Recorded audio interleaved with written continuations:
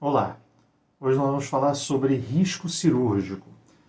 Em quais cirurgias esse risco cirúrgico é necessário, como se faz um risco cirúrgico, quais são os exames que devem ser solicitados e que seu médico vai ter que avaliar para decidir se você tem condições ou não de ser submetido a uma cirurgia com segurança.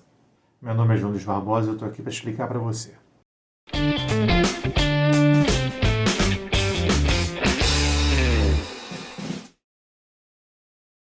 Quando nós falamos em risco cirúrgico, estamos falando de uma avaliação médica, geralmente feita pelo cardiologista, para avaliar o risco que a cirurgia tem uma intercorrência, geralmente uma intercorrência de ordem cardiovascular, ou seja, o indivíduo, risco do paciente ter uma complicação, ter uma parada cardíaca, ter um infarto durante o procedimento cirúrgico ou no pós-operatório imediato.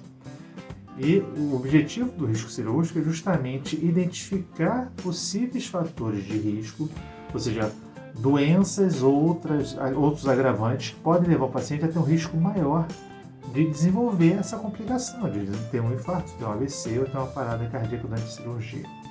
Então, quais são os exames solicitados pelo médico para avaliação do risco cirúrgico? Geralmente são solicitados exames cardiovasculares, o principal, que é o exame de rastreamento, é o eletrocardiograma. Se o eletrocardiograma estiver normal e o paciente não tiver outras queixas, geralmente ele é o suficiente. Caso o eletrocardiograma tenha uma alteração ou o paciente tenha uma queixa sugestiva de cardiopatia, o médico tem a obrigação de aprofundar a investigação cardiológica nesse paciente. Outros exames solicitados também são o exame de sangue, para ver se o indivíduo não tem anemia, se não tem nenhum distúrbio eletrolítico, se o potássio está normal, se o sódio está normal. Exame para checar a glicemia, para ver se a glicose está controlada. Exames da coagulação sanguínea eventualmente também são solicitados.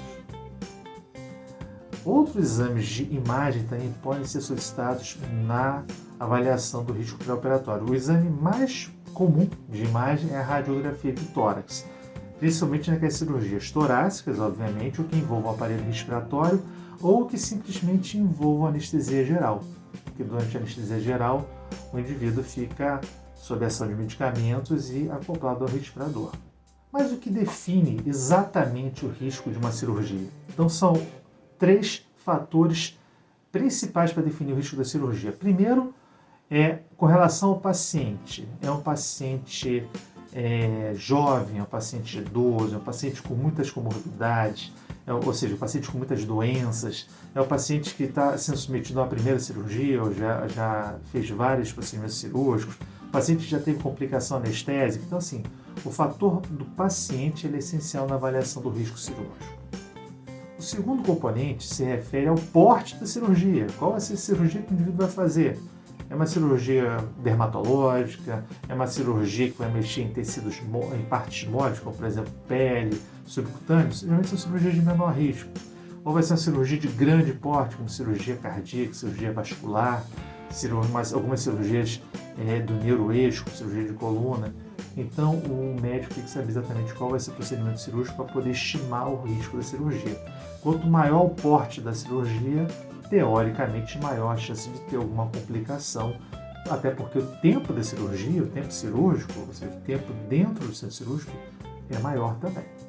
E o terceiro item da avaliação do paciente se refere à sua capacidade funcional, ou seja, o indivíduo que vai ser submetido à cirurgia, ele tem condição de suportar a cirurgia, ou seja, um indivíduo rígido, saudável, que consegue deambular, consegue andar, ele sai da cama, ele tem uma vida, ele consegue ir ao banheiro, ele tem massa muscular, ele consegue sair da cama.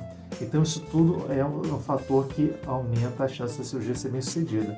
Por outro lado, o indivíduo que tem dificuldade de sair da cama, o indivíduo com fragilidade, principalmente os idosos, indivíduos com doenças crônicas graves, indivíduos acamados, esses indivíduos têm um risco bastante aumentado de evoluir com uma complicação não só da cirurgia, mas durante o período pós-operatório. Vale ressaltar que quando nós falamos de risco cirúrgico, estamos falando das cirurgias eletivas, ou seja, aquelas cirurgias que nós podemos agendar adequadamente e o paciente pode esperar pela cirurgia.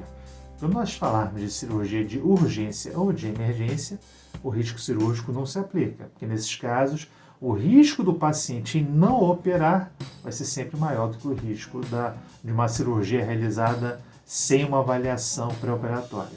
Então, cirurgia de emergência ou de urgência, o paciente geralmente ele vai operar, não precisa de risco cirúrgico. Cirurgias eletivas, cirurgia plástica, por exemplo, uma cirurgia que pode aguardar algumas semanas, por exemplo, o ideal é que o paciente vá operar na sua melhor condição. Daí a importância da avaliação pré-operatória.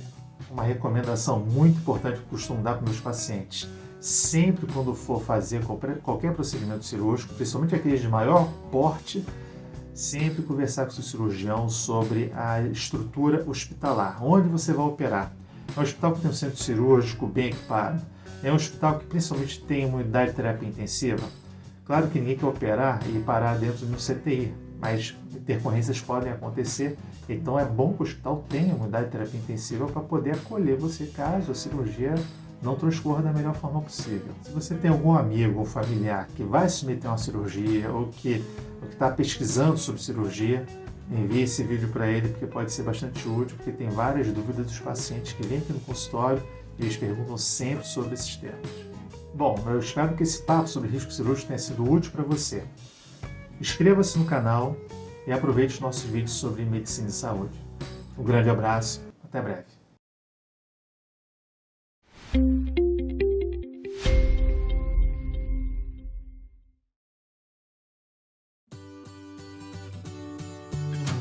Seja bem-vindo ao canal do Dr. João Luiz Barbosa. Se você gostou deste vídeo, lembre-se de compartilhar com outras pessoas e dar o seu joinha. Não se esqueça de se inscrever para receber novos vídeos assim que eles forem lançados. Até breve!